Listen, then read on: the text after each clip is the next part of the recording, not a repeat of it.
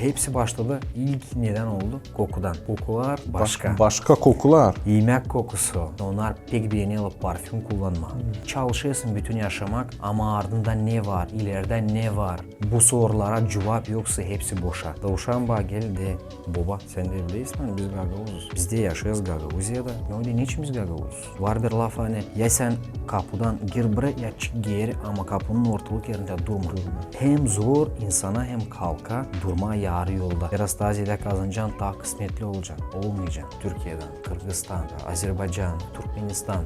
Girgin tini duyuyorsun. Adamlar işte Gagavuz bütün dünyanın bir parçasısın. Yavaşçık da ekmecikler. Doğru. Cebinde adım derdi. Tavuklar yiye ikini birer birer. Korku var orada ne anda yok Allah. Nerede yok sevgi. Ne anda yok sevgi. Sevgide yok korku. Hem de bu gerçekten doğru. Senin açın için dolu sevgili sen artık bir şeyden korkmayasın. Sevgili dostlar, hoş geldiniz İyi Çoban kanalın podcastına. Bugünü bakın kim geldi bize stüdyomuza. Bir pek meraklı bir adam. Semyon Guran. Gagavuz kim yaşar, işler, business konsultant. Çok dil bilir, hem pek beğenir bilgi, hem Gagavuzlu, hem literatürü. Onun adı Semyon Guran. Biz Dilçok'tan yaptık podcast Gagavuz'la kim şimdi araştırıcı Oxford'da. Şimdi sıra geldi Dubai'ye yetişelim. Şimdi biz iki çocuk, ikimiz de Haliz'den Kongaz'dan. İkimiz de kuzu güderdik dadılarımızla küçük kana. Şimdi sıra gelir hani öyle yaşamak, öyle vakit. 21. asırda hani Semyon sen birkaç dil bilirsin. Hem Dubai'de bu dünyanın merkezlerin birisi. Şimdiki dünyanın Vavilonu gibi her bir iyi işin orada da var. Kötü işi de orada var. Moral taraftan baktığında business, ekonomika hem çok daha başka işler. Datem nice duyar kendisini Gagavuz Dubai'de oldu mu sende bu kültüra şoku? İlk önce İlyas Temsal söylemeye sağ ol. Ben çağırdım. Sizin meraklı podcastına. Ben seyredeyim sizi. Onuştan açan senden geldi bir haber buluşalım, la edelim. Hiç düşünmedim, söyledim hani kayalım. Besteyim senin kimseyle değil seni. Pahalı dostlara zaman hayır olsun söyleme. Hem de başlama senin sorunu şok tarafından. Sen açan bir kasabaya geleysin. Bizim devletimiz küçük. Biz aşağı yukarı 3 milyon insan varız. Kendimiz doğmalı Kongaz köyünden. Peki benim köyümü, dostlarımı kiminle beraber büyüdük. Bir günü sen düşeysin bir kasabaya ne anda milyonlu insan var hem de bütün dünyadan insanlar var. Bütün dünyadan hem arkitektura tarafından o balaban binalar var. Onuştan belki 1-2 ay bende oldu bir şok. India, Pakistan, Bangladeş, Avrupa devletleri, Asya devletleri. Ne şok? Kendi bir küçük insancık gibi mi duyarsın? O sırada dolaşırsın. Ne türlü şok? O sırada böyle bir yeni işten gibi şok mu? Oldu bir iki taraftan. Hepsi başladı. İlk neden oldu? Kokudan. Kokular başka. Başka kokular. Yemek kokusu. Diyeceğiz onlar pek beğeniyorlar parfüm kullanma. Pek keskin. Ben biraz şaştım birden. Sonra arkitektura tarafından ben Avrupa'yı gezdik ama o kadar da böyle geliştirilmiş kasaba görmemiştim. Onuştan bu taraftan biraz şok oldu. Ben dedim ben burada kaybedeceğim. Nasıl metroyu kullanma. Ama insanız, sınışırız. Sonra gittim çalışma. Biz de kampanyamızda, şirkette çalışıyor. 25 farklı devletlerden insanlar. Afrika'dan var. Bunlar da Türlü başka kültüra, başka dil. Lamsın aşağısın mı? Lamsın aşağısın. Bizde var. Bilirsin bu. Moldova'da İngilizce konuşuyorsun. Da insanlar bir bu edeyim. Bak sen elem olsun bak aksan. Orada aksanta biri bakmaya. Hiç sakınma. Sen fikirciğini tanıt. Ne varsa söyleyebilirsin. Bir ışık varsa da hiç zararı yok. Onun için bunları 1-2 ay sınışınca biraz zor yaşadım. Gene de şükür Allah'a bizde Moldova'da da farklı insanlar. Biri Moldovan, Gagavuz, Bulgar. Bu da yardım etti. Bu yardım etti. Yani burada da türlü doğru. insanlar. Da şimdi sen artık 5 yıla yakın doğru mu? Doğru. Orada işleyersin. Hem de ben pek sevinirim görme, açan gagavuzlar giderler öğrenmeye başka yerlere. Hem de işlemeye öyle yerlerde. Nerede onlar kendileri de büyürler. Daha çok bu dünyayı görerek. Zira bu yardım eder. Hani gagavuz bulabilsin kendi yerciğini bu dünyada. Da yaratsın yöre bir yaşamak manası kendisine. Hani o gagavuz kalarak bu dünya insanı da olsun. Şimdiki modern yaşamakta hem uygunluk olsun, kendi canında duysun, kendisinden başka insanlarla hem yaratıcılığın. Da biz şimdi bulunayız öyle bir momentta hani savaşayız kurma, yaratma te bu mana, smysl. Zira ta ileri insanlar o kadar adam düşünmerdi bu işi. İnsan köyde yaşardı. Hayvanı var, inek, kuzuları var. Yaşar, ailesi, uşakları bu mana. Uşak büyütme. Cidime Allah'ın önünde büyük günah yapmama, yavaş yavaş da öyle yaşama geçsin. Ama şimdi bizde bak değişir vakitler. Bizde zor sorular, egzistansiyel sorular olur. Biz insan tabiattan koparlanır, hayvancılıkla zanatlanır, daha çok başka insanla bile işleyir. Dünya karışır, biz başlarız gezmeye, oraya buraya. Da biz yavaş yavaş bu mana soruları çıkarırlar. Da bu biz yetişiriz en zor momenta. Ya gagavuzlar, yaratıcılar kendisine, bulacaklar mana. Niçin gagavuz olma? Da bu mana yardım edecek bize dilimizi de koruma, ileri doğru yaşama da bu bize ilham motivasyon olacak. Ya da biz başka halklardan mana alacağız, başka filosofiyalardan, başka insanlardan da alıp başkasından mana biz olacağız nice onlar yavaş yavaş da biteceğiz. Ya da alıp başkasından mana kendi manamızla beraber bir mix gibi yapacağız. Bu da varınca olsun. Da te bu to create meanings, создавать смыслы. Bunu yaparlar inteligensiya. Bunu yaparlar inan, din insanları, teologlar, inteligentler, yazıcılar, yaratıcılar. Hem insanlar sen de hep bilirim hani beğenirsin yaratma.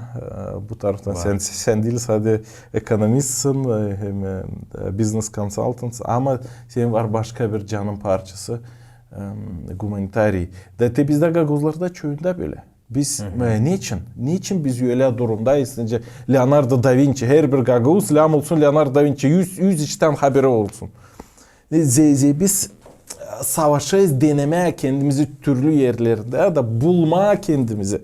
Biz anlayız hani biz bunsuz biz hepten yok olacağız. Da hiç sansı hiç yokmuşuk da biz savaşayız bulmaya o bağlantıyı sonsuzlukla, diveçlikle. Ne diyeceğim bu işler için? Kayılsın mı hani biz de manalar şimdi ararız. Hem nice bulalım o manalar. Gerçekten zor bir soru. Ama biz ilin soruşla etmeyiz. Doğru ama önemli. Önemli neden? Şimdi söyleyeceğim. Kendi bakışımı ne ben yaşadım. Değerine girmeden ne bu yıllar, bu 4-5 yılın içinde ne duydum yabancılıktan. Bizde çoğu insanlar aşırıya gidiyor çalışma. Zor kolay yaşamaktan gitmeyelim. Bundan başlayalım. Gidelim bir kısmet kendine kurma, ailesine bir yaşamak bulma, yapma. Biz üşenmeyiz. Gagavuz halkı, biz şeremet insanlar çalışırız. Hem de biz her zaman sakınız, suradı kaybetmeme. Yapma olsun iş güzelince lazım. Bak ne oldu bende. Benim bakışıma göre. Sen açan düşeysin bir devlete ne anda senin yanında beraber işler insanlar başka devletlerden onlar başlarla sana soru. Kimsin sen? Neredensin sen? Siz insan açan evlenir birbirine ne yortularınız var? İnsan açan üyeler ne yortularınız var? Açan bu işler yaşamakta olur. Ne fikirler geliyor sizin insanlara? Ve sen başlayasın istemeden kendi kendine bu soruları sorma da anlatma. Sen kendin de soruyorsun. İlk önce sen başlayasın anlama hani ne kadar önemli insana anlama köklerini, anlama nereden o gelir. Ana, baba, sokak, köy hem ta değerine gireyiz. Din Dedeler. tarafı, dil tarafı, kültüra tarafı, tarih tarafı sen lazım olasın bir taş gibi. Taş gibi dediğim sende lazım olsun bir fundament. Senin için var fundament, sen için göresin dedelerini arkalarında. Sende yaşamak kurulur biraz diyeceğiz tailin. Yabancılıkta olsan, evde olsan. Sen ne kurasın? Sen bir şeyde lemon kurasın. Yaşamanı lazım ilerdesin. Nedense başlama lazım. Boş yerde bir şey olmuyor. Doğru, doğru. Hem de sen açan bilirsin kimsin sen kolay kolay başka insanlarla, başka halklarla bir anlaşabilirsin. Anlaşabilirsin. Hem de böyle bir şey olsa kuvvetler. Başkasını kabul ederek, severek sen kendi kimliğini de koruyarsın. Doğru. Kendine adam kalırsın, kendi prensiplerini başkasını da sayırsın. Demek sen karışmayırsın hep sen başka adam gibi olasın, onlar gibi. Hem de kendin de onlara baskı yetmeysin, onlar senin gibi olsun. Bu bir saygı birbirine. Doğru, doğru. Bu saygı hem de var başka taraftan da sen açan içinde diyelim ki bu kurulmuş sennesle yaşamak için, din için, kültüre için yok ki bu boşluk canında. Sen diyeceğiz can tarafından, fikir tarafından ta kaybediyorsun, ta hızlı ilerleyebilirsin. Hem de uzakta olsan, evde olsan bu sorular kapanmadan kim kere gelirsin bir fikire, niçin bunlar hepsici? Niçin ben yaşayayım? Onu çalışıyorsun bütün yaşamak ama ardında ne var, ileride ne var? Bu sorulara cevap yoksa hepsi boşa. Onuştan bu manalara insanda açan o manalar var. Hem de bu sorulara cevaplar var. Başka türlü aile de kurasın, uşak da büyüdeysin. Dostluk tarafından da dostluk edeysin. Kişi de bence bu sorulara cevap olduğundan diyelim hele yaşamanın manası daha derin hem daha faydalı olur. Da, ne meraklı. Ne meraklı. Da şimdi çoğu gagavuzlar bulunurlar bu proseste açan biz arayırız. Sadece autonomiyi kurup politika tarafından insanın canına değini, fikrine değini, mana yaşama peydalanmadı. Demek o yetmiyor sadece kartalarda olsun. Yani ben söyleyebileyim hani biz Gagavuz Avtonomyası'nda bu isle bu bizim dünyaya bakışın bir parçası. Mirovozrение, dünyaya bakış. Da. Bu da onun bir parçası. Ama sadece o yetmiyor. Sadece toprak, sadece yer, sadece geografyada senin yerin o yapmıyor seni insan. Doğru. Bundan daha başka lazım olsun. Daha başka bir şey de biz kısadan nişanladık bu işleri nice istoriya, tarih, inan. İstoriya bizi bağlayır bizim dedilerle. İnan bizi bağlayır yaratıcıyla, Allah'la, Hristos'la. Demek böyle de bağlantılar, nice kuruça gibi. Doğru. Sonra aile, ta gideyiz mikro taraflara, aile, uşaklar. Da açan böyle insan yaşıyor, onda depresya olmayacak. Olmayacak hem de bak sen doğru laf söyledin. İnsan bağırlık depresya tarafından, stres tarafından bizim kökle lazım neylense sulanılsın. Da on lam neylense biz bulalım kuvvet içimizde gitme ileri. Anlasın mı? Onuştan açan bu temel var. Bertan daha kolay. Hem de söyledin avtonomiya tarafından. Bunlar önemli ama al gir bir aileye. O ailede bu işler o kadar da duyulmuyor bu evrak tarafından, doküment tarafından. İnsan bunları düşünmüyor. İnsan düşünüyor yaşamak tarafından, ta temel tarafından. Onuştan hepsi bu temellerden başlıyor. Sonra bizde bir ne var? Bu temel tarafından diyeceğiz Gagavuzya'nın inteligent adamları geldi fikire hani bunları koruma, bizim avtonomi bölgemiz lazım olsun, dilimizi koruma lazım. Ona başladılar daha küçük işlerden. Onuştan da şimdi bizim de diyelim fikirlerimizde hem de yerlerimizde var. Böyle sorular hangisini Biz lazım lay edelim, gelelim bir manaya. Zira ona cevap orada olur, ne anda var soru. Biz ilk önce lazım anlayalım nasıl soruları koymayı önümüzde. Doğru soruş koyduğundan o Doğru cevabı ne yarsın? Da, doğru. Sorular ilk, ondan sonra lay etme, toplan. İnsanlar soru varken fikirler gelir. O işi dilem korkma zor soruşlardan. Ne? Ama onları tutma aklımızda da laf etme. O işi ben de ta küçük Kanada hesap alardım. Bir babam kim ki açanlardaydım da türlü uşaklar hepsi türlü zor sorular soruyor. Babam cevap ederdi. Ben anlamadım cevaplarını yarısını ama o cevap eder. O düşünerdi benim bile. A kimse başkası da vardı. Yüreciler kimse. Bunlar ederken bir soruş verdim. Bir kısa cevap etti de sonra iyi etti sus hadi yeter. Anlayısın yandır sen bir ben isteyeyim bilme. İsteyeyim araştırma. Doğru, ben sana başka işte söyleyeceğim. Şimdi ne gün bende oldu bir ilginç bir konuşma benim çocuğum var. Çocuğum 4 yaşında. Uşak başlasında insan vaspitatel ona üretici demiş ona üredi ona biz de yaşayız Gagavuzya'da. Biz Gagavuzuz. Da uşağım bana geldi baba sen de bileysin mi biz Gagavuzuz. Ben bileyim. Biz de yaşayız Gagavuzya'da. Ben sevindim. Uşak böyle 4 yaşında bir küçük cancağız o bana anlatır bu işle. Çektik onun bu işle lay etme. O da niçin Gagavuz? Ben ona başladım anlatmaya. Dünyada var binin farklı halklar. O halkların var historiası. Hem de anladım ona biz Gagavuzlar bu büyük Türk dünyasının 120 milyon insan dünyada var. Bizim senseller, akrabalar. Onlar bizimle bir dilde konuşuyorlar.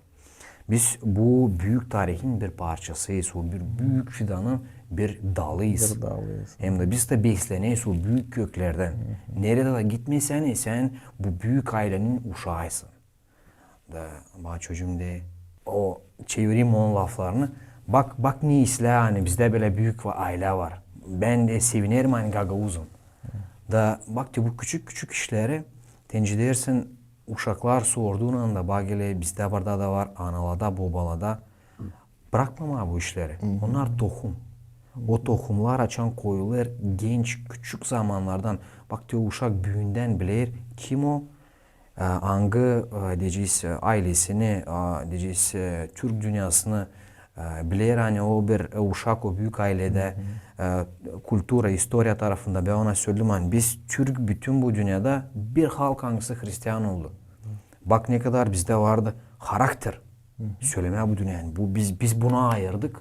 Binlerle yıl biz böyle isteyiz yaşama ileriye doğru da bir şey de bizi kırmadı.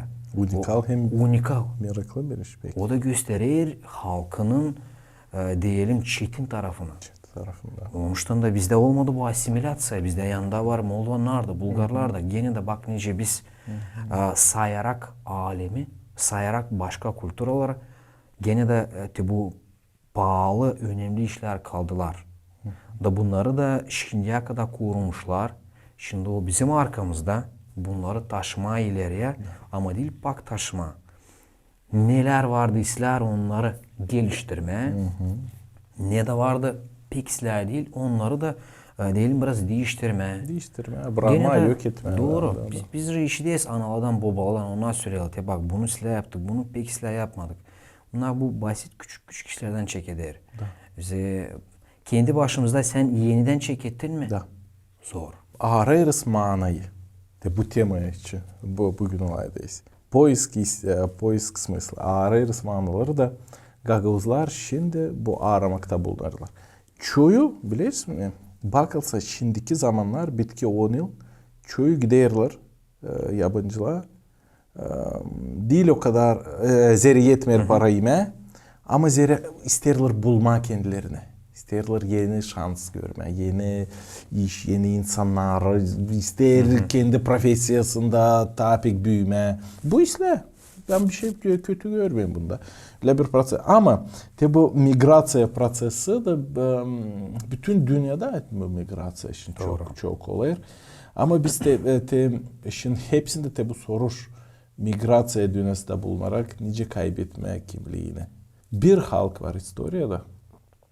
Kim binlerce yıl onu kovalarlar Ama o yok olmadı da korudu kendisini. O çiftler. Güzel bir örnek. O güzel bir örnek. Pek güzel. Onlar Egipet'te bulunarlar ilk. Sonra Vavilon'a onları kolladılar. Sonra açan Tit yok etti Yerusalim'i, hem onların hramını da hep dağıttı. 70. yılda Hristos doğmasından sonra bütün dünyada onlar 2000 yıl Doğru.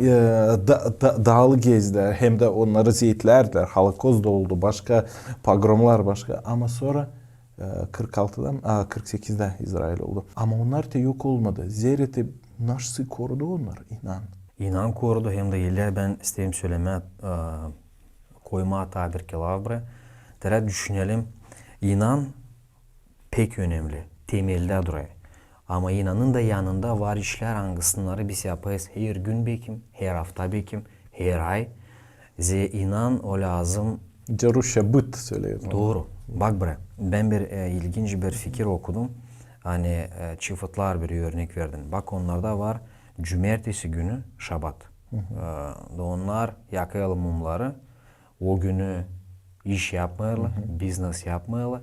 O vakitte Allah'a hem ailesine koyarlar.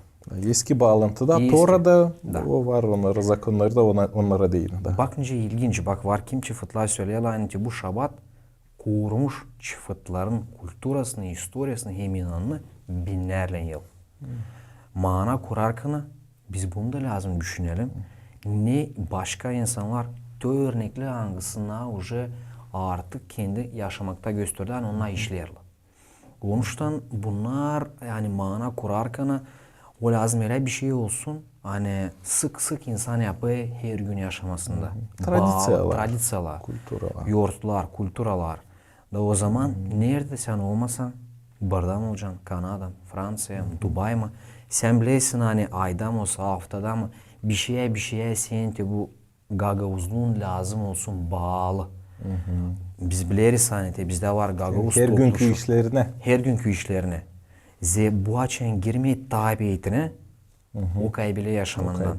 Bizde lazım olsun en az 3, 4, 5 bir şeyler ne biz yaparız. Her hafta, belki değil her gün. Her hafta, her ay, yarım yılda bir kere aynı tabiiyetine girdi.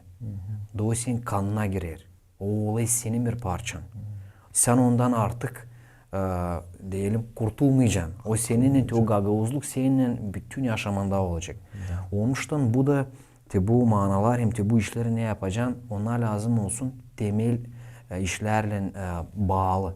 Din olsun, religya tarafından, kültüra tarafından, dil tarafından da onları ne kadar çok ailelere koyma hani bu bizde pek önemli. Onu yapmamıza gerekir. Onuştan bu taraftan. Psikologlar da bitki 100 yıl, 150 yıl hep bu işlere ağrırlar hep insanın kimliğine. Ararlar cevap da Carl Gustav Jung nice bağladı bizim bu arhetipler, o pek geliştirdi bu temayı.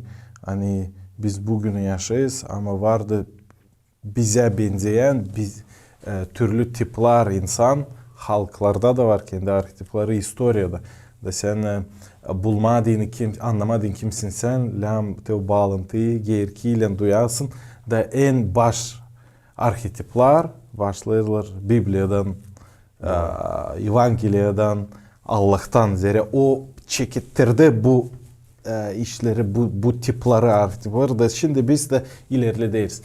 Ama var neomarksizm. Marx'ın ideyası nasıldı? Hem o aldı Jean-Jacques Rousseau'dan, Voltaire'dan bu işleri hani insanın canı o tabula rasa. Bir pak yaprak. Biz duyarız pak yaprak. Hiçbir şey yok, arhetip yok, sende histori yok bir şey. Da ne sen devlet, şkola, ana baba sistema ne onda resimleyecek de o öyle de olacak. O işte o bağlantı eskiyle inanan yok. De biz şimdi yeni kişi yaratacağız. Bir laboratuvarda gibi yeni kişi yaratacağız.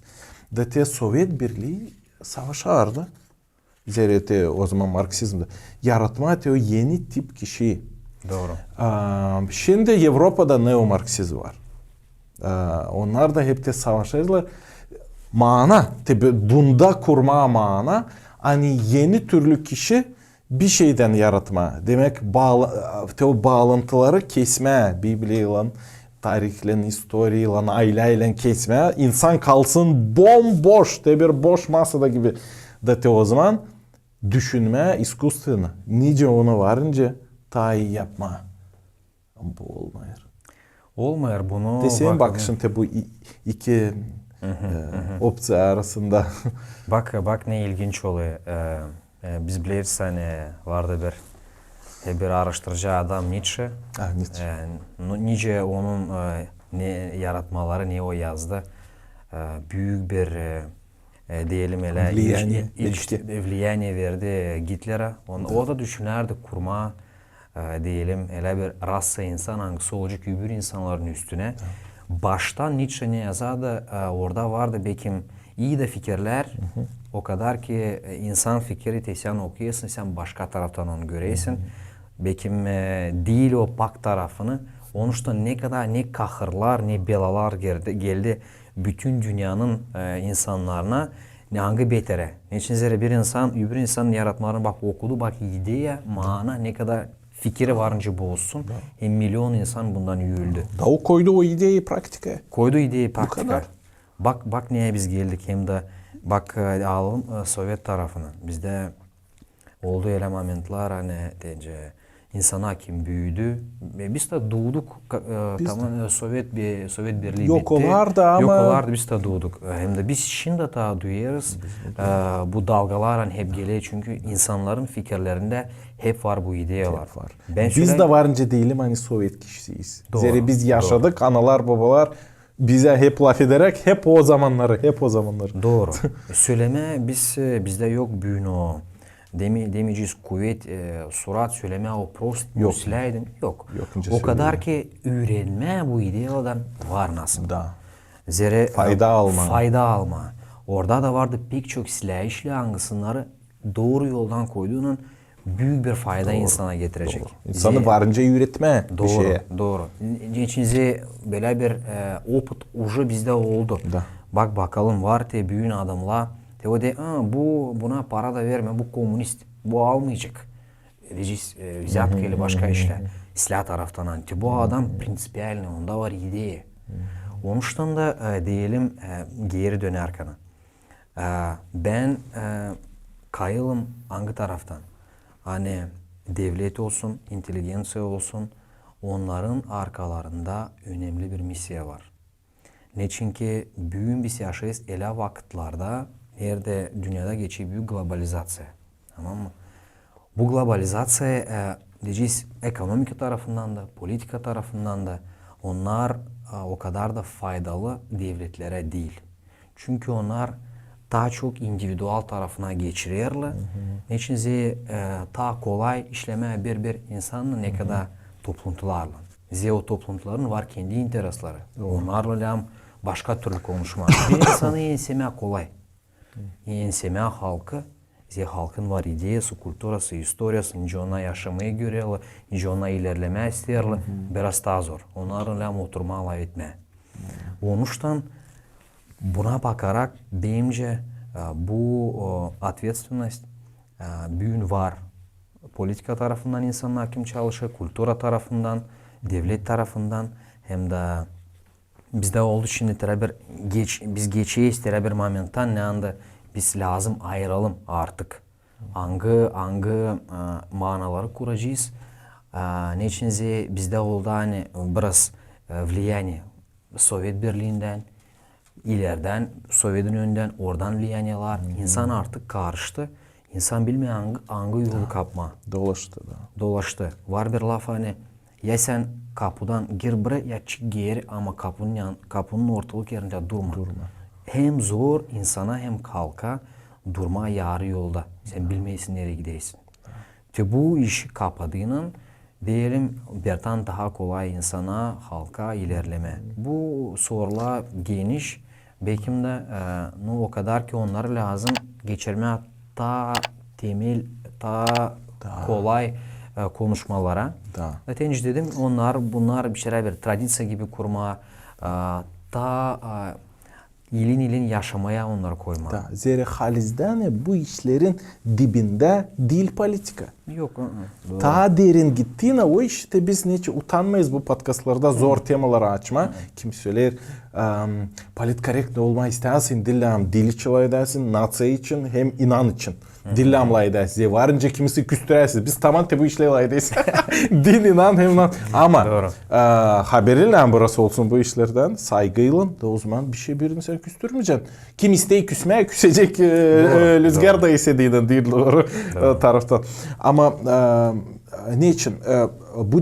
Bu dil politika. Bu ta derin. Bu filosofiya inan manalar da burada te onlar için lamla etmeye. Dil insan için, dil parti için, dil bir devletin politikası için ama ta derinden. Soruş verme. İstoriye nereye onlar bakıyor? İnsanı sayırlar mı? İnsanın yaşamasına nece bakıyor? İnsanın canında kimi görüyorlar insanda? Allah'ın yarattığını mı? Pahalı bir kim pek pahalı o sayıda sadece akıllı hayvanı kim birinden kayılsaydı dost değilse kayıl yok edesin. Öyle bakma anlıyorsun. Hiç olmasın te politikayı ta derinden da o zaman sonra bakma düne arhetipların gözlerinden tence John Peterson'ı yürü der. Kain hem Avel. Kim o? Kain mi Avel mi? Var mı orada yılan? Kim bize ister yalana çekme? Doğruluk mu orada? Başarıda. O yalanlar mı? Da te öyle te bakır, da te öyle araştırır. Kıskançlık var mı? Kain neden öldürdü Avel? Kıskançlık. Zeri var koca filosofyalar, koca politika, partiyalar angıları kıskançlıktan hem revanşı. Kıskançlık o ne? O revanşizm. Kuruldular. Hitler neden kuvvet aldı? Zeri Nemçiler küsülüydüler. Hani onlar tarattılar birinci düne cengine. Onları pek büyük baskı onlara koydular. Çok nalog bilmeyelim ne de o. Bütün halk küsülü. Da te o oynardı bu küsülerde. Bizi küstürdüler. Hadi biz şimdi geri onlara uğra. Da burada biz şimdi lav etmeyiz Hitler'in partiyası için. Nemçiler için. Biz lav ederiz ta derinden. Kıskançlık, zavist. Şimdi bakalım biz yüreğimize orada belki temel yerde kıskançlık duruyor. Belki ben kazanacak diyelim. Kazanma daha çok da bir güzel ev yapma bir Mercedes alma. Zeri bende kıskançlık baş motiv. Doğru. Anlıyorsun? Doğru. Kim ki olayır öyle. Sık ele olur. Anlıyorsun? Da biz daha derin uğra gireriz da orada daha kolay anlama. Nerede iyi, nerede kötü. Sonra neden kıskançlık peyda olunur? Neyden o peyda olunur? Niçin ben sayayım hani bu para yardım edecek ta zengin kendimi duyma hem ta benim dadum zengin değildi ama kısmetli duyardı kendisine. Anlıyorsun mu? Doğru. Ne olsun? Nice bizim dediler, nice onlar yaşardılar. O kayıldı mı hepsini bırakma sadece alma bir pahalı iş kendine evine değil. O sonra başka işler vererler ona sevinmelik mi? Doğru. Hem de var başka işte bak diyelim. Gene de historiyamızda var. Biz kim kere çan kutlarız. Uşak doğmuş. Bak bize gaguzlancı söylerler. Uşak analı babalı büyüsün. Var başka işler. Hani bizde artık bunlar tarihten ta kaldı. O kadar ki bu gençler biz onları ta az biliriz. Hem de ta derinden bakalım. Biz diyelim hele pek büyük влияние artık olay dünyadan internet betere. Onuştan insanlar, gençler artık pek çok fikirlerine onların koyalı bu ideyaları, diyeceğiz konsümerizm ideyalarını. Hani sende lazım olsun daha pahalı, daha güzel, daha yeni. Onlar varken satın al. Kazan harca kalan. Sen yapmayasın bir şey sen bak hep bir satın alırsın, hep ne istersin, hep kaçırsın, boşa kaçırsın. Doğru var bir dopamin gibi. Sen kısa vakit aldın bir yeni maşını, sen sanırsın artık o sefer büyük sevinmelik. Bir haftadan sonra bitti. Sevindirmiyor artık. Daha silah bakıyorsun. Da açan halkta, ailede yoktu bu temel kahve. Sen bertan her bir rüzgar yesti bardan sen oraya gidiyorsun. Bardan oraya gidiyorsun. Bugün dünyada bir alay sablazın, bir alay. Hem de gençlere de biz de aşırıya gideyiz. Gene de bu temel yok kana diyelim naşı aileye, aile olsun, ile halk olsun, dostluk olsun, sevgilik olsun. Bu önemli taraflardan açan fundament yok. Bertan sen bakarsın alem nice yaşıyor. Ama alemin örnekleri de her kere silah değil. Onuştan sen silahları al, no sende baştan bir şeyler olsun. Bu antivirüs gibi yani. Sana ilişmeyer. Sende baştan lazım olsun. O yoksa Bertan bizde kendimden alırım hani. Ben dedin ben de bak yabancılıkta işlerim. Bizde kim kire düşünüyorsa hani yanaşı sokakta otlar da yeşil. Otlar değil da yeşil. Biz yabancılığa gideyiz sen sanıyorsun hani biraz daha ziyade kazanacaksın daha kısmetli olacaksın. Olmayacaksın. Bunlar hepsici sana getirir bir kısa vakitte bir sevinmelik ama sonra altı uzaktaysın. Bu gene bu temeller. Ben alayım kendimden yüzleysin aileni. Yüzleysin bu konuşmalar hani burada dostlarını, kültürünü, bu yortular hani burada beraber diyeceğiz sevine saçan gelirler. Bunlar yok kana sen kendini yarım insan duyarsın. Sen kendini bütün duyamıyorsun. Sevinemezsin. Tekim kere yiyorsun o tatlı yemeği yanında yok yakındakiler o kadar da tatlı değil. Onuştan biz yaşıyoruz bir dünyada yanında pek çok yapıldı illüzya. İllüzya hani bize bir yol verirler. O yol kaçırsın daha çok boşa. Onuştan gene geri gelirken bu temeller açan var. İnsan anlar hani gittin kısa zamanda geliştirdin, bir yeni opet aldın, çalıştın. O kadar ki fikrinde önemli temeller olsun. Bu bir. İkinci de fikrinde olsun hani nerede sen olmasan sen yabancılıkta, sen orada yabancıysın. Evde sen çorbacı, evde sen diyelim, evde senin adını bilirler. Yabancılıkta sen ikinci, üçüncü, dördüncü ama değilsin, senin adını bilmiyorlar artık. Bu önemli. Hem de biz kalalım diyene insan hem gagavuz hem o manaları bulabilirim diyene. Burada ben bildiğim bir örnek Biblia'da. Bu örneği kabul ederler, hem beğenirler. Hepsi kim Avramik inanlarına bağlı. O Hristiyanlık, İslam hem Yudaizm, Avramiçiski religi. Avram'dan başlayırlar. Nice başladı onun istoriyası. O artık ihtiyar adammış. Bıtiyeki adında. Biblia'da Bıtiyeki adında yazılı hani Allah ona söylemiş. Çık kendi evinden Ur Haldey kasabasından yerinden toprağından da git ben seni götüreceğim nereye? Ana. Da o çıkıyor da başlıyor gitmeye. Kendi bilme yerine migrasyon. Koparlanıyor.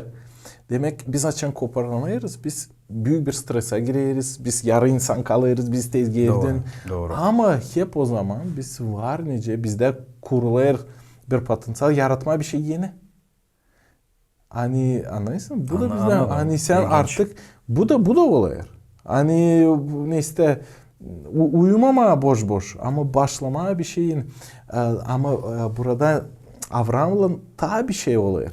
Hani o halizden oluyor bir yeni insan hem başlıyor büyük yeni halklar çocukları sonra İshak Arap halkları İsmail'dan İkinci çocuğundan. İsmail hem Agar hem sonra Hristos gelir çocuklardan Maria'dan doğar da bütün Hristiyan dünyası da demek hepsi bu işler başladılar Avram'dan. Zira o sesli de Allah'ı da o onu götürerdi. O Yegipet'te yaşadı. Başka halklar, türlü halkların arasında yaşadı ama karışmadı onlarla. Uşakları onlara evlenmedi. O kulturasını, inanını korudu. Her yerde orada. Zeri ne için? Bir iş ne yardım etti ona. Her zaman yolcu olarak, her zaman migrant olarak hep o kadar büyüme canında, hep o kadar insan kalma hem de yaratma yeni bir şey. Değil karışma başkasının ama yaratma yeni de değiştirme bu bütün dünya. Ne için? O Allah'ın lafı. O hep laf ederdi Allah'a. O kurdu işbirlik Allah'ın. İşte varca okuyarsınız. Biblia'da pek meraklı yazılı nice zavet bağlantı. Allah dedi ben seni bereketli, sen beni seslersin, sen beni seversin, sayırsın beni. Ben de seni bereketleyeceğim, yardım edeceğim. Senin aşırı bu dünyaya bir kurtarıcı gelecek. Kime hepsi halklar sevinecek ona. Hani sende çok olacak evlat boyu, çok kuşak.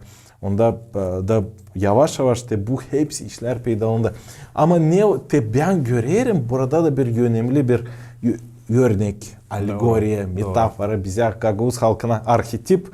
Hani biz giderek başka yerlere ne de olsa bize yardım edecek o temelimiz varsaydı inan Allah Evangeli bugün Hristiyan üzere yeni bağlantı o bir eski bağlantıyla bir köprü var kahve da biz göresince yeni bağlantıda realiste gelir işler hani eski bağlantıda hazırlıydı. Önce Augustin yazar bunu. Da biz şimdi bu bize yardım eder bu temel olsun. Sen ne diyeceğim bu işte? Biz şimdi başlarız konkretla etmeye, spesifik olma. Ne türlü temel? Avraam'da bu temeldi. İnan. Da bu temel varsa sen bütün dünya seni kıramayacak. Solzhenitsyn'in Один день Ивана Денисовича okudum. Ne orada yazar? Şuhav'ın komşusu Alyoshka'ymış orada. Dedi 25 yıl ona vermişler. Kapan. Represiya, Gulag'da 25 yıl kapan. Zeri inanç. İnanardı Allah'a. Dedi ama o kadar adam seviner o Alyoshka. Zabuncacık. Ama seviner her zaman o evangeliyacını okuyar, saklar onu. Kapmasınlar. Hem herkesine yardım eder. Hem de kıramacıklar da onu.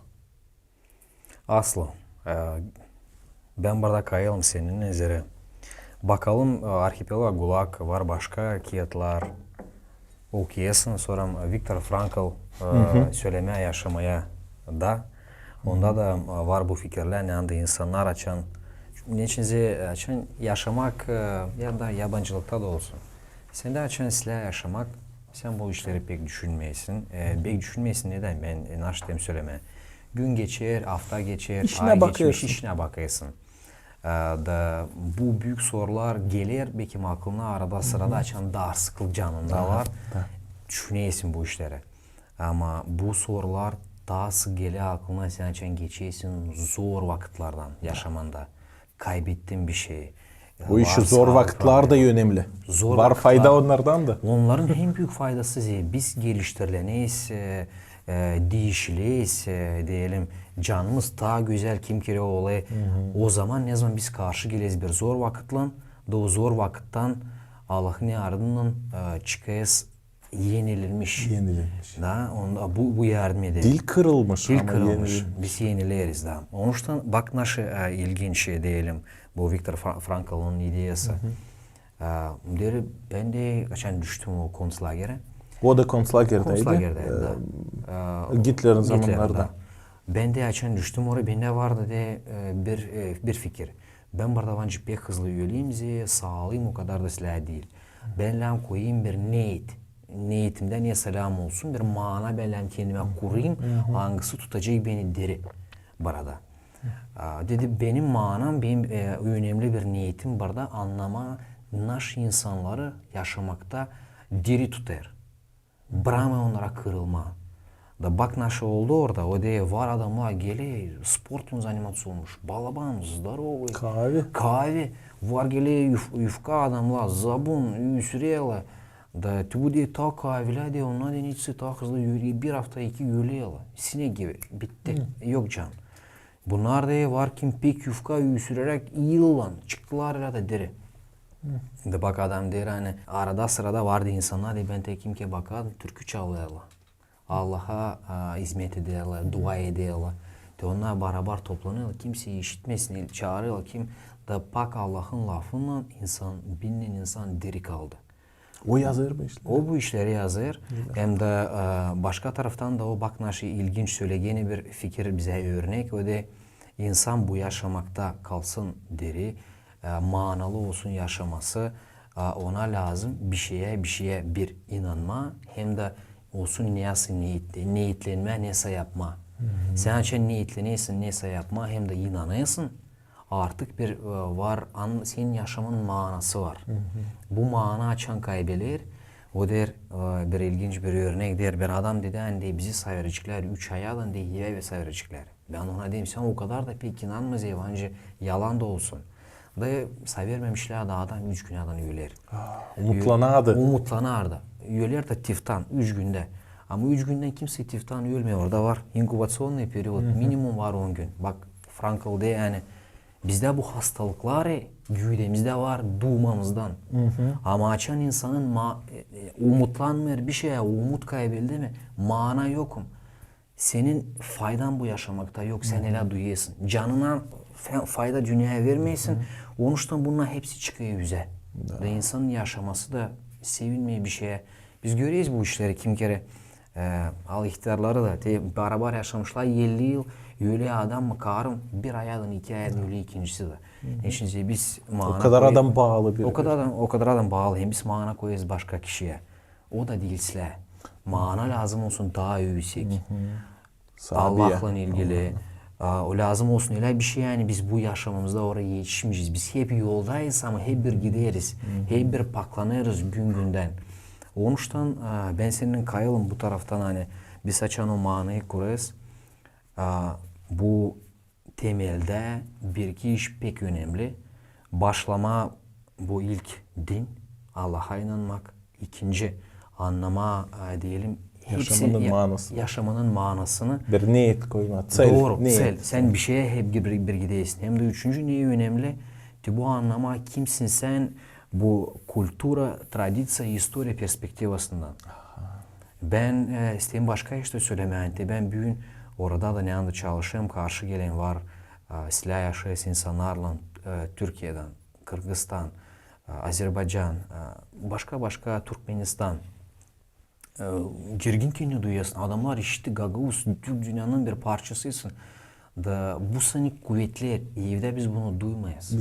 Biz duymayız bunu ama orada büyük bir kolaylık sana o verir.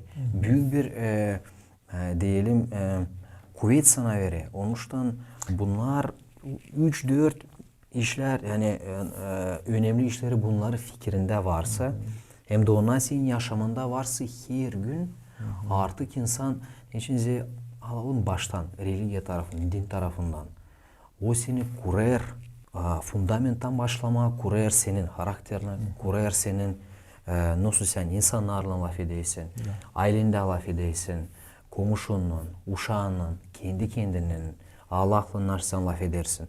Bunlar temel. Ценностler. Naşı sen yaşamanda ne de vermeseler kaybolmayacaksın. Bu sorulara da lazım cevap etmek kendine. Ne sende başta var. O önemli. Bir taraftan biz arayırız. Bu da bir dünya motivi. Hani biz hep arayırız ev kendimize. Gagavuzlardan hiç hep geziyorlar. Biz arayırız nerede bize olacak islah. Kiminle olacak islah. Bizde var bu kompleks. Her bir kişide bu yeryüzünde var o kompleks. Hani biz kaldık evsiz. Hani bizi kırlattılar raydan. Geçen adam hem Yeva günaha girdiler, seslemediler, karşı gittiler. Yaratıcı bizi kırlattılar. Zere biz artık yokunca orada biz günah yeriz. Da biz kaldık evsiz, de biz hep geziyoruz, biz arayırız. Sonra Vavilon baş nasıl oldu kulesi. İnsanlar ta da pek dağlar. Da biz varınca bulalım o evi. Gezerek de hep gezerek türlü yerlere Ama rahat duyalım kendimizi. Hem bulalım ki o evi sadece geldiğin an yaratıcı onun lafına. O ne dedi gerçek? Açan kalkınardı göklere İsus Hristos ne dedi öğrencilerine? Ben giderim, hazırlamaz size yer de geleceğim, dağılacağım size oraya. Kim inanır ona? Bizi de alacak. O adada hani o gelecek. Bu yer üzerine olacak Doğru. Parusya. Grek dilinde olacak da onun ikinci gelmesi. Da o alacak bizi oraya evi. Biz kaybettik o evi. Yaşayarız burada. Hep ararız da biz inanan artık biz bileyiz bizim adımız yazılı o yaşamak kağıdında. Bize var yer orada orada evde. Alegorik olarak mı bukvalno olarak Biblia'da yazılı Nebesni Yerusalim, gökteki Yerusalim adı o evin da bizi bekler orada bir evde. O gelecek alacak bizi inanan olanları o eve. Da şimdi Gagavuzlar da hep bak biz Balkanlardaydık, Balkanlardaydık. Sonra Brezilya'ya gittiler. Sonra Balkan'dan buraya geldiler. Şimdi buradan da hep Gagavuzlar çoğu Amerika'ya, Rusya'ya, Avrupa'ya, Dubai'ye, Oxford'a. Biz hep gezeriz, bizi ararız. Bir taraftan sen yokunca dersin. Yaşa burada bir yere gitme o Türk köyünde. İnsanı arıyor. Bu da iyi bir proses. Srednjevikovye, orta asırlar açan vardı. Her bir student bitirdiğin an üniversitede bakalavr mı, magistr mı sonra daha çok studentler bilirsin ne yaparlar? Onlar lazımdı en azından bir yıl gezsinler. Dünyayı görsünler. Dünyayı görsünler. Yolcu olsunlar. Değil sadece zenginler. Hepsici. Da demek toplanardı 2-3-4 dost. Aladı torbasını arkaya. Da hadi gezeriz. Kimsine derdiler trubadur, kim türkü çalardı gezer. Birkaç kapeyka kazanma yemek parası ya da tabi şey. Da te ona gezerdi. Te sen bilgi topladın teoriye. Üniversitede birkaç yıl. Ya şimdi gez bak düneyi. Da bakınca senin o bilgilerin haliz yaşamakla bağlı. Bu da demek bu gezinerek bu dünyayı biz yeni işler buluruz, kendimizi deneyeriz. Bu da pek faydalı bir işler. O bizi kırar kim kere. Yarı insan, sen pek güzel poetik öyle söyledin. Yarı insan duyasın yine daha doğru ama ben savaşta diyalektik olarak iki taraftan bakma bu işe. Doğru. Ama burada varınca bir en çok kriz duyduğuna ne? Sen de o krizisin en derin noktasında varınca uyanasın, doğruluğa da bulasın orada temeli. Anlayısın? Doğru. Sen kayılsın mı bu motivle biz arayırız evi? O duyular dünyada hem duyular her bir halkta büyün. Gagavuzlarda da başka halklarda da hem de bu aranmak o çoğu poetlarda da yazıcılarda da her bir diyeceğiz bu taraftan adamlar ne yazarlar biz duyarız onları göreriz. Can araştırması hep bir insan bir şeye gidiyor hem de diyelim hele bitkiye doğru da bir şey daha da sevinmelik bitkiyadan da göremer. Ben ne söylemek isterim? Anlayın. Alalım mı Eklezyast? Adam dedi ben denedim hepsinden.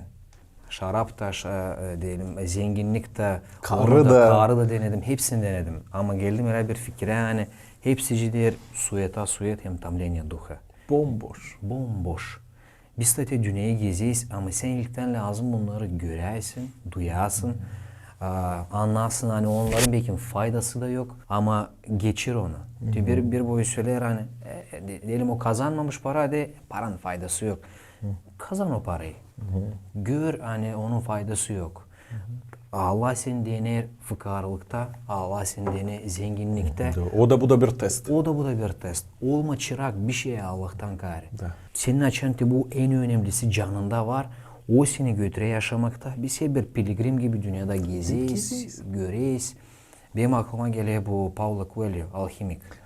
Nice gezmiş adam. Nice gezdi. Bütün dünyayı da gene sonunda biz geliriz köklerimize. Evin önünde altınlar. Ben çok vakit arada sırada düşünüyorum buna hani nerede de olmasan ben öyle bir fikire geldim hani. Seninle kayalım bu taraftan hani biz hep bir ağrıyız. Hem bunun bir manası var. İnsan kendini üstsüz gibi duyar. Hep bir ağrı babasına anasına. Hep bir ağrıyız evi. O evde de var baba. Da. Doğru. Yaratıcı. Onuştan bu taraftan temel varkana karşı geleceğin zorlukla alın, kolaylıkla alın. Ama senin Даже kanalınızda açan bu iyi bir çoban yaşamanda var. Yol sana gösteriyor. Sen daha kolay bu işlerden geçeysin. Hem de bence bu bir maitnik gibi. Hep bir senin önünde. Mayak. Mayak gibi yönünde. O seni koruyor. Zira kim kere bir şeyler istediğini yapma. Fikir geldi. Sende bu mayak yoksa pek çok yanlışlık arada sırada biz yaparız. Bu sana bir kompas gibi. Bu taraftan kahve insan durarsa dünyayı da geçsin. Hep bir arayacak ama bu yol faydalı olacak. Bu yoldan ta diyeceğiz ne de başına gelmese kim Allah'ı sever, bela da gelse, sevilmelik de gelse hep bir fayda insana ondan gelir. Hep bir fayda. Hep Önce bir fayda gelir. Apostol Pavel hem Sila türkü çalarmışlar açan Filippi kasabasında onları kapana kapamışlar. Onlar Hristos'u söylerdiler orada. Grekler insanların var kendi inanı. Kendi statüleri, kendi o zaman politeizm. Burada da gelmişler iki işte çıfıt da anladılar bir Hristos'u dirilmiş, ölmüş insanların günahları için o yaratmış. Bu başka inanlar, bu istukanlar, Zeus, Jüpiter bilmem kim onlar hepsi yalan. Te var halis doğru. Hani halis Allah'a lazım mı biz yev yapalım? Sen la mı ondan toz silersin? O yarattısıydı bütün dünyayı. o ne yok kendi kendisinin için. Da teti öyle sorular. Sonra Afina'da yani o deyince başta bir laf söyler onlara hepsine. Da onlar hep sevinirler. Onları kapana kapamışlar. Da onlar orada türkü çalarmışlar kapanda oturarak. Türkü çalarlar sevinmelikten zeri. Biz sevineyiz, açan biz eve geri döneriz. Açan bizi severler o evde. Açan var babamız, anamız kim bizi her zaman kayıl karşılama, sarmışma bize, sevme. Da te biz bu yerde ne mutluyuz. Bizde varsaydı öyle bir yer. Seven ana baba. Ama hepsi insanlarda yok öyle. Ben de şkolda işlerim. Doğru. Hepsinde yok. Sevgi veren anayım baba. Zere kimse analar babalar da bilmeyer nice o sevgiyi göstermeye, nice vermeye da uşak büyür anayla babayla ama sevgisiz öyle de olur. Ama burada da katastrofa yok. Zere var baba kim bizi sever. Biz onu görmeyiz ama o var. O real. O ta real ne kadar bizim bu işler. O gökteki baba Allah da o ama biz Allah'ı yokunca anlayalım. O pek yüksek, o transcendent filozoflar söylüyor. O bu dünyadan o kadar adam tabii biz yokunca onu anlayalım. Ama sadece bir yolcağız var. Sadece bir şansımız var. Onu bilme, ona daha yakın olma, onu tanıma. Nice?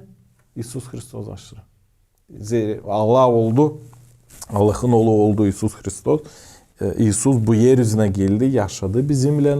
Oldu bizimle Maria'dan doğdu sonra öldü kruçada dirildi da ne o söylerdi yazılı evangelyalarda onun aşaması 4 evangeli Matvey, Mark, Luka, Ivan. Da te onu okuyarak biz var nece te o büyük kahve transcendent hani hiç fikrine sığamaz. Halizden onun derinliği, onun planları, bu yarattığı atomları hepsini kim ne varınca yaratsın bugünü bir şeyden o bir laftan yarattı. Da te biz varınca onun büyüklüğünü anlayalım. Hristos aşırı. Te o bir yol. O var bize bir yol da kilise babaları da peki çok yazarlar bu işi de diriltti bu anlamayı şimdiki filozoflar da Karl Barth çok yazardı bu işler vardı bir Şveycarya'da bir meraklı filozof. Onun bütün yaşamak o araştırardı bir ideyi. Bakın bir ideyecik da yazdı onlarca kağıt bir ideyi. Sadece bir yol, sadece bir şans var. Tanıyalım Allah'ı, İsus Hristos aşırı. Bu bir cümleci araştır. Yap onu, düşün, yaz. Pek meraklı onun araştırmaları da biz mutluyuz. İnancı insanlar mutluyuz. Nerede de olsa o her yerde evde. Nerede o ev içinde sayıda yaratıcıyla sen uygunluktasaydın. O işi ben utanmaz kanalımızda bu işleri live'deyim. Zere her biri sıra gelir de o manayı bulsun yaşamakta. Bulamazsa depresiye düşer, istemiyor yaşamayı insan. Manasız. Manasız biz istemeyiz yaşamak. Bize lanet o manada. Te o manayı kurarak varınca kurma mana Allahsızdı. De Marx kurdu mana Allahsız. İyi insan ol. Zenginlerden paraları alma. Hepsine pay etme. Fukara olmasın da zengin olmasın. Hepsi fukara olsun. Hepsi ama işte şimdi biraz şaka söyledim. Varınca ama ileri doğru nice o gösterecek kendisine bu yaşamak böyle manayla. Ben niçin hep bu işleri söyleyeyim. Bize açan sıra gelecek Gagavuz adamın karısı o manayı yaşamakta egzistansal krizisi yaşamak manası soruşları geldiğine hepten emüle kahve kuvvetle sen yok ince kaçarsın bir çay içip de işe gidip de sen unutamayacaksın o soruşçu. O seni ardına takışırınca bir buldog da sen ondan kurtulamayacaksın. Da te o zaman te o manayı kurarak olsun orada yaratıcı Allah. Hristos Evangeli olsun. Da belki bu podcast'ta bir küçücük yardım edecek bu zor hem meraklı hem sekretный, таинственный Türkçesi bir proseste. Allah versin hem de gelmeye bir cevaba lazım tençi söyleyiz koyma soruyu. Soru varken yavaş yavaş live ederek ideyalar çıkarlı yüze hem de gerçekten Allah açan sofrada ilk oturur, o açan götürür. Kalan işler de yavaş yavaş fikirler de gelir onun yardımcısından. Hem de bilirsin mi ben beğeneyim bir yazı. O imparator vakının birindeydi Rim'de. Mark Aureli. Ben de alalım 3 kağıt hangisini ben hem pek beğenemiyorum. Sık okuyayım. Anılmış bir stoik. Doğru. İlk kağıt gerçekten Biblia. İkinci olacak naydine с собой Mark Aureli. Niçin ben gerçekten o adamı sayayım, bir diyelim üretici. Nasihatçı. Da. Bak bir iki ideyalar. Bak o ne ilginç işler anlatır. İlk önce o adamın bütün ideyası neler de yapmasan herhangi bir momentta seni durgutsunlar da sana sen ne düşünüyorsun insanın bütün dünya işi utanacaksın mı utanmayacaksın mı? Ne düşünüyorsun? Sen kendi çorbacın fikirneysin her zaman. Senin açan fikirlerin faydalı olacak sana hem de dünyaya hiçbir şeyden sakınma. Bunu düşün. Bu bir ikinci. Ne de yapmasan, bak ne ilginç diye. Çek etme dışarıdan kendine. Çek et kendinden dışarı doğru. Düşünmeler, cevaplar buradan gelirler. Yani içinden gelirler. Allah da içinden, sen ilkten kendinde bulucunu, kendi kendine Seneca dedi. Neye yetiştin sen bu zamana kadar? Seneca dedi, kendi kendime dost oldum. Bu da büyük bir iş. Kendi kendine dost olmak. Kendinden çekişmeme, kavga olmasın içinde. Böyle söyledim. Niçin ben böyle söyledim? Niçin ben kendimi kantarlayamadım? Bu da bu sorular ama sen açan dostsun kendine. Sen seviyorsun kendini, seviyorsun yaratıcını. Sen bundan sonra seviyorsun dünyayı da. Seviyorsun komşunu, aileni, karını, anını, babanı. Ortalık değişir. Hepsi değişir. Sen rahatsın. Rahatlık öyle bir iş. Niye biz hepsimiz kaçıyız? Rahatlık nerede yok? Rahatlık isteyiz. Orada bir şeye sevinmeysin. Da bak o Mark Aureli naşkı der. Bizde adamlar, karlar, kim kere düşünüyorsa hani bana rahatlık için lazım gitme yukarı bayırlara, ili deniz boyuna, ili başka devlete. Hepsi de kafanda. İçine gir. O rahatlığı bizim alalım. Biz şimdi Hristiyanız. Sen yaratıcıya için yakınsın. O sana o rahatlığı verir. Arama rahatlığı dışarıda. İle satın alacağın bir şey ile insanda. Zere her zaman senin rahatlığın bağlıysa dünyayla sen geleceğin bir noktaya ne anda разочарование. Bir şeyden ne için zere onlar bütün canın kırılacak. Onun için ben de böyle bir fikirdeyim hani bir insana umutlanasın, o insan sana aldatacak. Sıra gelecek alacak. Sen o zaman ne yapacaksın? Bütün umudun bir insanaydı. Doğru.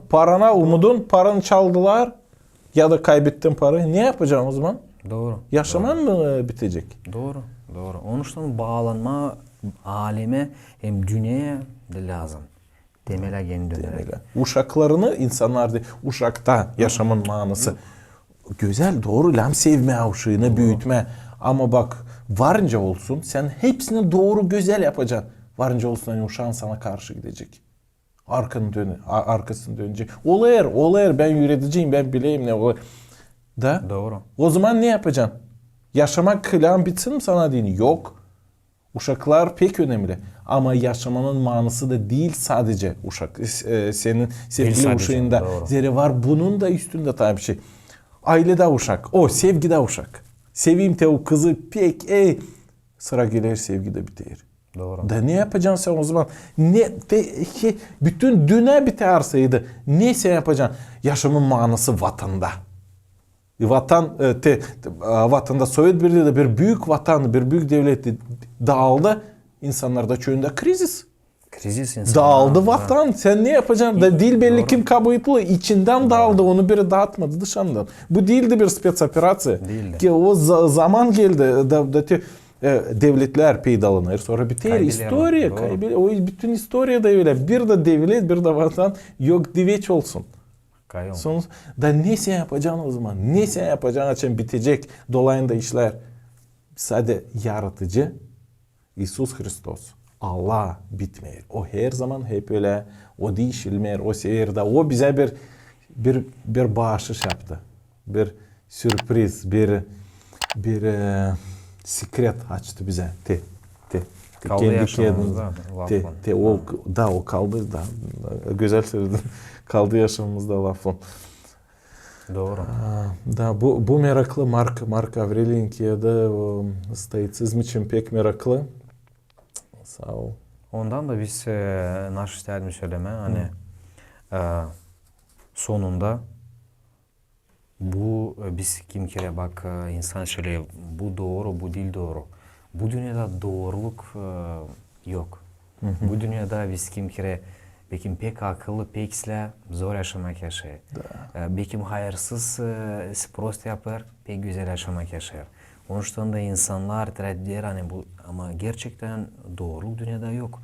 Hem de ne önemli bu temelin varkana sen mayıl olmayasın.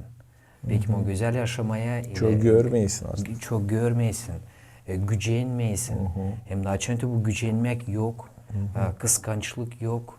Sevineysin. Ne de gele yaşamana kabul edeysin onları sevinmelikle. Ne de zorluk olmasa sana verilecek kuvvet, fikir hem de mudrost kabul etme. Hem her bir işten çıkma daha asla, daha yeni. Hem de sen artık aramayasın. Bak bir basit bir ideye. Bakınca bu olay bu dünyada. Biz geleyiz çıplak bir şey çıplak da gideriz. Çıplak da gideriz. Hem de geleyiz yalnız da gideriz. Onun için insan çok kısa biz yaşayız 60, 70, 80 yıl. Dünyanın historiasında o hiç yok. O bir noktada gibi yok. Bu kısa zamanda ne oluyor? Biz kimde var uşak, kimde yok uşak, kimde var ana, kimde yok baba. O zaman bu değilse bir türlü her bir insana artık bunda doğruluk yok. Logikaya göre. Onun için sende açan bu anlama var. Sen bakıyorsun daha değerine girdiğin an ne önemli? Önemli ilk önce sen var yaratıcın, var sen. Senin var temelinde cennetler. Ne sen bu yaşamayı göreysin. Ne sen kendini göreysin bu yaşamakta. Nasihat var. Niyet var. Niyet var yaşamanın niyeti. Yaşamanın niyeti var. Da ona göre bir tane yanlış dinli var. İnsanlar senin önünde yaşamana gireli onlar da sana yardım ediyorlar. Var bir ilginç bir iş adamı Margulan Sesimbayev. O da de bakın nice olaylar. Kazakistan'dan. Da. O da ilginç onun da fikirleri var. O da benim de var de yaşamın manası. Ben koydum kendime. Var niyetim. Da ne benim yaşamama geliyor, bana var filtrlar. Ben düşünüyorum, bana telefon açtı benim dostum. Söyle Margulan, neyse, yapalım ki bunu.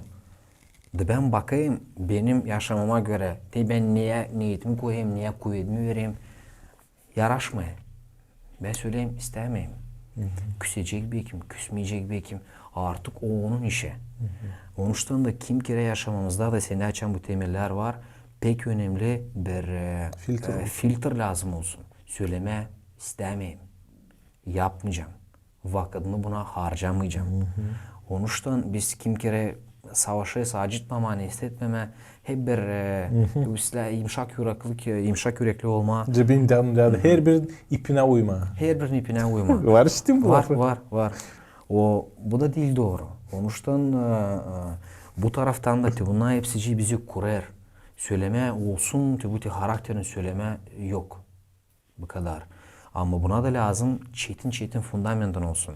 Ne de yaşamına gelmese sana artık yok dağılmaya kafan, yok bu depresya. Sen sabırdan avuşma kadar bileysin ne için yapıyorsun. Hem de bu bağlı diyeceğiz can tarafından, dünya tarafından, her taraftan. Bunlar açan var anlaşmak senin içinde. Hem sen kendi kendine dost olduğundan artık sen kendi kendine dost, sen diyeceğiz yakın var laf etmen yaratıcından artık kalan işler yerleşirler. Sen bir tane düşünmeysen. Duvar tailin duvar yapma açan temel silah durayı. Doğru hem de önemli başka işte biz kim kere diyelim gene bu temele dönerek Allah bize ne nasihat verdi yani. Düşünme sabahki günü. Sabahki günün kendi işleri var. Düşün bugünkü günü. Hem de insan bizce niçin çok daha çok işler angalarını biz düşünüyorsan bak bu anca olsun, bu anca olsun. Korkuyla yaşayız. Korkuyla sabahki günü yaşayız. O korkuların arasından 99'u olmayacak. Ama biz hep bir harcayız vakitimizi, fikrimizi, enerjimizi düşünmeyen hiç olmayacak. Ya sen bu fikrini, bu enerjini koy bugünkü güne ne var niyetinde temellerini kullanarak da beyince bela olsa bizce bu bir ideal gibi ama buna göre yaşasak hem az yaşamak biraz daha kolay olacak. Biraz daha rahat olacaksın. Ama rahatlık bence kim kere niye bana da bugün yetişmiyor bu rahatlık. Biz pek çok düşünüyoruz ilerisini ya da pişman olayız ne için yapmışık geçmişe. Zeytleriz kendimizi, yumurayırız hep o fikirleri. Boş. Hem de bu da bir önemli fikir. Bu da bir korku. Doğru. Biz korkuyuz gelecekten ne olacak ileri, korkuyuz ölümden, hem korkuyuz da geçmişlerden de, eski işlerden de. Bak her bir taraftan korku. Doğru. Hem burada da bir önemli var bir neyse. Yani biz kim kere de oldu ne oldu artık. Prost et kendini. Söyle yaratıcının da yönde yani. De oldu ne oldu artık. Büyünden öte isterim başka hayat, başka yaşamak kurma. Sakınma var diye ben bakayım historiada da var. Kimin çalışayım da var bizde bir advokat adam 40 yaşında yeni yaşamak çekettirdi. Diyeceğiz aldı kendini yele. Zor vakit yaşadı ben onu anlatmayacağım detaylarını. Ama artık adam 3 yıl beraber yaşayız. Kalkınır. Kurdu aile çekettirdi beraber işleyiz. Güzel bir yaşamak yaşay. Değil geç çekettirme. Ne zaman düşündüm bu işi o zamandan beri çekettireyim. Çekettir o kadar ne kadar istersin. Affet kendini, prost et kendini. Zere prost etmeyersaydın kendini de başkasını da sen başkasını da edemeyeceksin. Hem de sen her zaman sen olacaksın çırak, çırak eski işlere. De büyüyemeyeceksin, aşağıyamayeceksin. De bak çoğu insanlar hep o günahlarda artık geçmiş. Hep her gün pişman oluyorlar onlarla. O İslam sen Allah'ın olayı değilsin, dua edeysin. Ama var tabir iş. Biblia'da yazılı. Hani o bizi affetti da bağışlayır bize affedilmek. Pak yürek. Da kabul et ondan o affetmeyi kabul et. O bağışlayır sana kabul et. Da bitti artık. Doğru. Sevin. Biblia'da yazılı hani Allah bizim günahlarımızı atır arkasına hem de bayırların ötensine hem de denizin dibine bir alegorik böyle metafora hani pek uzağa denizin dibinde sen bulacaksın bir şey. Ne bulmayacaksın. O da hep bizim günahları. Hani biz pişman olayız. İsteyse o affetse o te var ya da o unuder onları. De bak Allah unuder.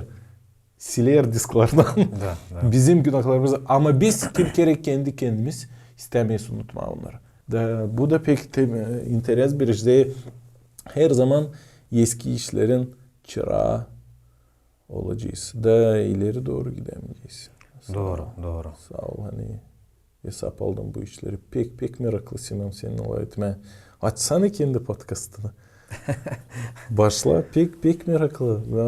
Bakılsa pek çoğu insanlar sevinirler hem fayda bulayırlar bu laflardan, bu fikirlerden. Doğru, ben sanırım hani biz daha çoğu işler ya da şimdi layığıyız.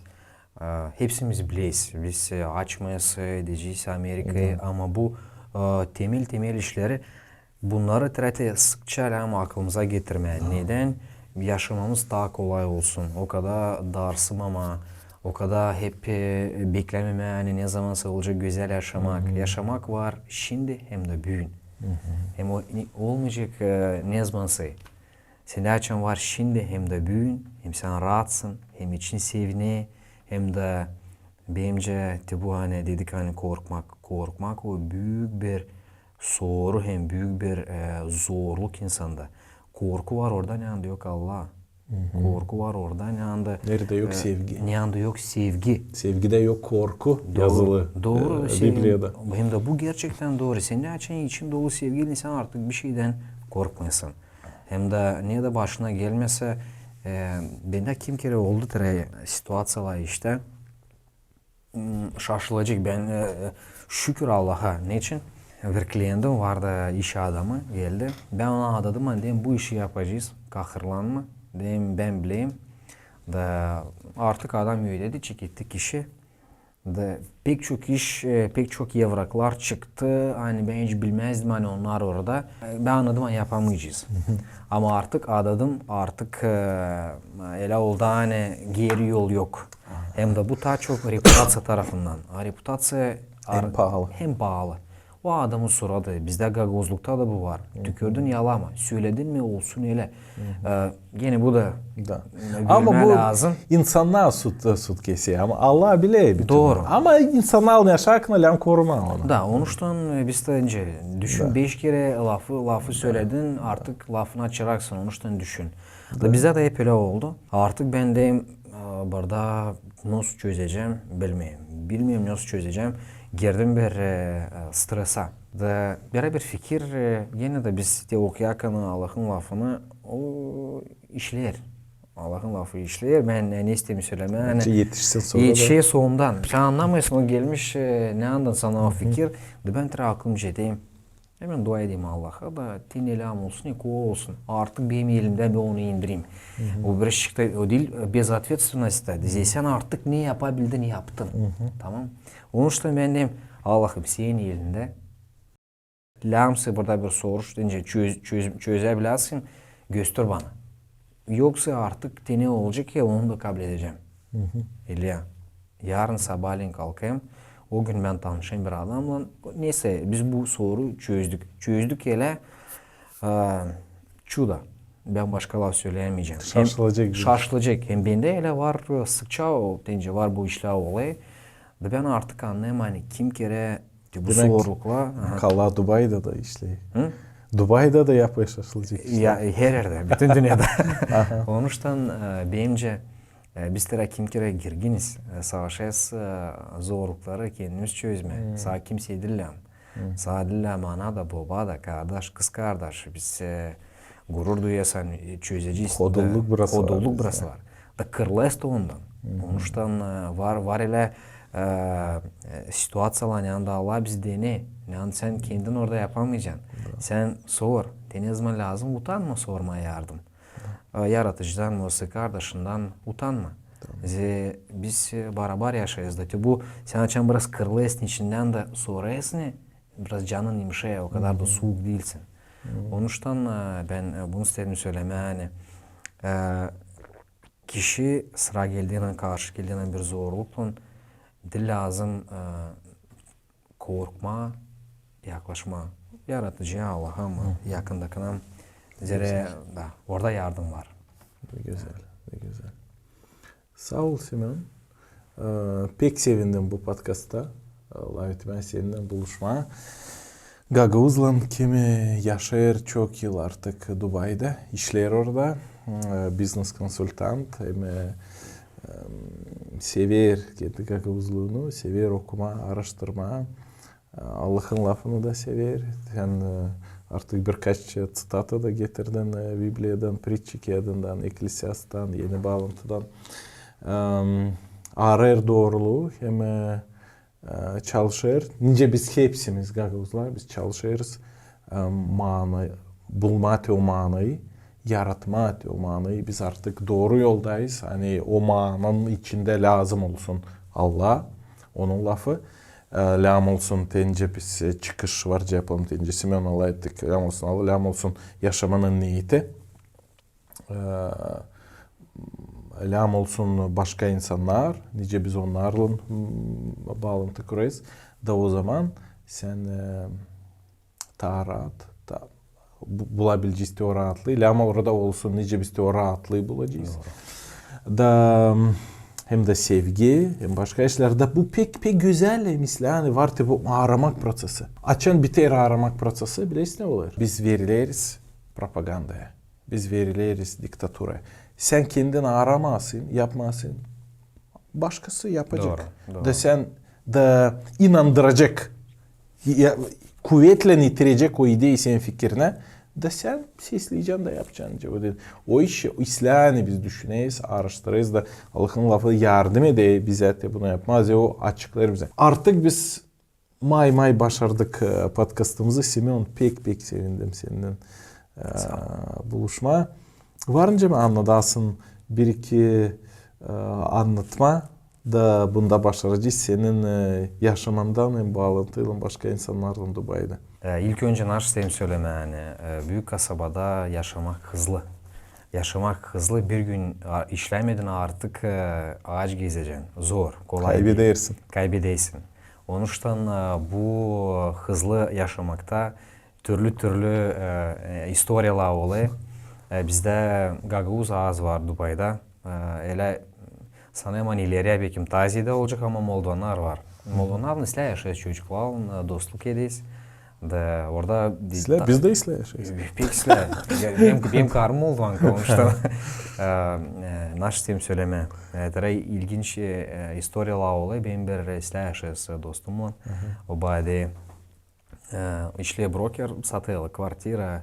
Onlarda da terete ya kazanmıyor bir şey ya da pek çok kazanıyor. Oldu tere bir iki kere nesteler situasyalar yanında çocuk 3-4 ay artık bir şey kazanmadı. Kaldı sokakta. Diyelim burada neyse gibi dedik Calvin Klein galstuklu gezer ama çumadanlar elinde. Yok nerede uyusun, yok ne yesin. Yok nerede uyusun, yok nerede yesin. Onun için yabancılıkta biz daha birbirimize yakın oluyoruz. Moldovan, Gagavuz artık ayırmıyorsun. Burada da pek ayırmıyorsun. Kalırlı. Bir hafta mı, 2 hafta mı? Gene sorum işlemer, gene. Onun için sen fikrine gelsin. Sen sokaktaysın, yabancılıkta. 5 kuruş cebinde yok. Ağaç, kirli. Ne yapacaksın? Ama kostümün Calvin Klein. Ama kostümün Calvin Klein. Da niye yapacaksın? Zavallı. Ne yapacaksın? Zavallı. Onun için gene de senin her türlü yaşamak deneyi bize. Bak iyi ki onun dostu var. İyi ki Simeon var onun yaşamasında. Kim verecek bir parça ekmek kim evine. Doğru. Onun için tügü temeller önemli. Temel varken senin dostların da dost. Sen ona sevineysin de beraber. Bir bela başına geldi onu da gene geçirirsiniz beraber. Onun için her türlü olay. Hem de bizde de dedelerden de adı. Naşı da olmasa kaybetme suradını. İnsanlarla bugün sen yukarıda, yarın aşağıda bir günü yaşamak bizi kaldırıyor hem de oraya yere. Her türlü. Onun için adamla olma, koruma insanlığı, koruma bu sevgili, sanmama sen yaşamanın çorbacısıysın ve pek uslandırır. Ben doğrudan söyleyeyim görerim türlü istoriyalar. Onuştan bu smirение birleşik lazım bizde olsun. Aşağı boyluk, alçaklık. Da. Ağzım çokum smirение. Doğu varkana zor da gelse sen burnunu da kaldırmadın artık. Gene geçirirsin onu yeni konu. Pek ayrıma ettireti bir srednji yol. O önemli. Onuştan yanında da insana da kim var? Yavaşçıcık da ekmecikle. Doğru. Cebimde adım derdi. Tavuklar yiye ikini birer. Onuştan bu önemli. Başka neyse değilsin anlatma neler yaşayız. Bir iki interes historiya belki vardı orada. İstoryalar bizde ilginç naşı. Biz saçın çekittik çeğitim işleme kampanyada. Bir ala insan varız başka devletlerden ben gördüm insanlar trete var bu kulturni bariyer trete anlaşamıyorlar pek sen kim kere söylesin bir ideya bir laf sen ortağına sen söyleyesin onu belki trete hızlıca bana lazım dedi bunu yapma doğu sana sen belki bağırdın ona ile trete kavga ediyorsun onunla da vanç desin manager bu adam pek keskin layıktı benimle bizde kulturada o yok. Ben gördüm bu işler var. Benim nasıl var nice yapma burada. Düşündüm bir hafta, 2 hafta. Sonra diyeyim bizim bu çorbacıya diyeyim ya biz yapalım. Her 2 hafta diye insan hangi devletten gelir. Beraber seminer gibi bir anlatsın bize bir prezentasyon yapsın. Ne var ne yok, ne yaşarlı, ne yiyelı, ne giyeli. Bir kere laf üretsin bize. Söylesin nice ona diyeceğiz o halkın içinde yaşayalı. Ben sana isteyeyim söylemem biz yarım yılın içinde... Bağırıp tamla ödeyilince biz gagavuzlar nasıl yavaştan mı? Ben neler öğrendik, pek çok ilginç işler öğrendik. Yarım yılın içinde aşağı yukarı 25 devletin bu historia, kültürü, dilini, güzel yerlerini anlattılar. İnsanlar açıldı. Biz de öğrendik birbirimizin için türlü işler. Atmosfera değişildi. Atmosfera değişildi. Biz başladık kabul etmeye birbirimizi, anlamaya birbirimizi. Onuştan bu bir yine de bir ilginç moment aklıma geldi. Biz sen açıksın dünyaya. Olay İngilizce open mind. Senin fikrin açılır. O kadar bu dünya zengin, güzel insanlara, akıllı insanlara hem de yiğiti canını açma, insan yanında güldün mü? İnsana karşı insan sana güle. Gösterdiğin bir sıcaklık, insan sana sıcaklık gösteriyor. Onuştan bu gerçekten önemli. Ne yaşamında var, ne gösteriyorsun yaşamında, onu da kabul edeysin. Bu bence pek önemli. Hem de bu dil bağlı kültür, natsiye başka. Bütün dünyada tek eminim de karşı gelmedim orada. Sen açıksın. Senin sana fikirlerin da iyi. Sen düşünmeysin yalandırma. Sen düşünmeysin kullanma kimisi. Sen düşünmeysin kazanma kısa zamanda. İnsanlar da açık. Ben de kullanma halini. Bu gitme. Ona hepsi işleri kısa zamanda. Bugün de hesap aldım bir Vıvat gibi işlem artık birkaç yıl orada. 70% benim klientlerim bugün yeni. Onlar geliyor. Benim öbür klientlerim adamı şahane. Bu çocuğa gidin, o yardım edecek. O bizim endüstriyemizde de ben sana hemen yaşamakta da öyle neyle de zanatlanmasan yap ele sanki yapıyorsun onu bitki sıra. Hem yapıyorsun onu Allah'a. Hem yapıyorsun onu ele hani na predeli. Sen yapabilirsin. En iyisle. Ve sen hiç anlamayacaksın ki. Даже belki o kadar da silah değil. Ama bugün sen öyle yaptın. Yarın öyle yaptın. Yavaş yavaş. Bir yılın içinde olacaksın bir expert. Hem de yanındaki insanlar da seni sayacak. Hem de her zaman bir parça ekmeğin, tuzluk hem bir soğan olacak sofranda ağaç kalmayacak. Da zanaatın olacak. Da. Ne meraklı. Sağ ol Simeon. Sağ ol hani geldin. Faydalıydı mı podcast? Yazın nereden siz bizi seyredersiniz? Simeon Dubai'da yaşar. Şimdi geldi eve birkaç haftaya misafirler sensillerine. Ama o da dedi seyredermiş podcastları oradan beğenermiş. Hangi kasabadan, köyden, Moldova'da, Gagavuzya'da başka yerlerde, kontinentlarda kim nereden bize bu podcast seyreder yazsın. Meraklı olacak. Görelim komentaryalarda. Hem varsaydı ta sorularınız, komentaryalarınız, ideyalarınız o işler için ne biz bugünü Simeon'la böyle güzel tatlı Gagavuz dilinde filosofiya için, inan için, business için, literatüra için varınca laf ettik de. 50 bin laf Todor Zanet boşuna çıkarmadı var sözlükte. Sadece becermek kullanma, biz de te yüreneyiz yavaş yavaş bunları kullanma. Kayol. Kalınız sağlıcakla.